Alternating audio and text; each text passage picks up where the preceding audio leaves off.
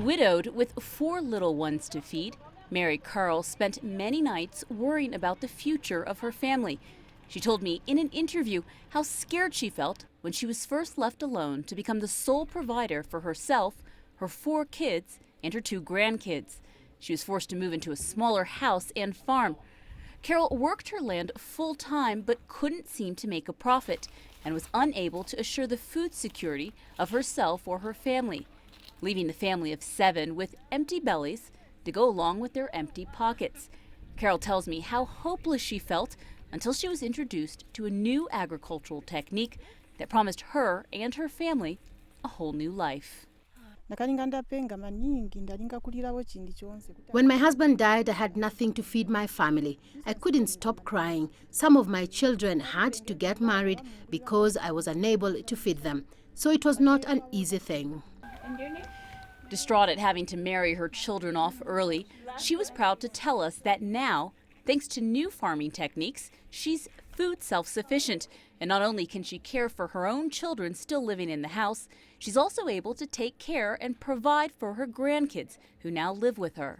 When the conservation agriculture people came, they introduced me to this technique. I thought, let me try this on a small portion of my farm. I tried to dig basins, and that was our starting point. Carl has been farming for 12 years, but has only been using conservation agriculture for the past 3.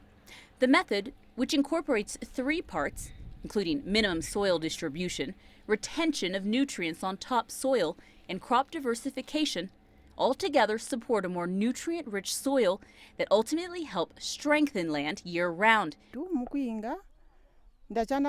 From the time I started practicing conservation agriculture, I have seen a lot of profit. I am able to take the children to school. I was able to build a house. I have seen a lot of benefits. Carl's face shines with pride when she shows us around her new, larger home, proud to be able to provide such a housing upgrade to her family. But in order to be able to implement the CA techniques, money is needed to help small and medium-holder farmers transition their lands. It's the government's job to put into place policies that can support conservation agriculture in a country. If the policies are put into place, then the farmers are able to obtain the funding they need to implement the practice.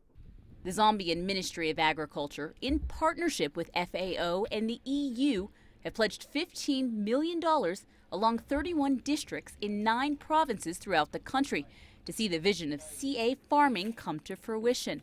With this type of support, smallholder farmers could realize profits in as little as 1 year.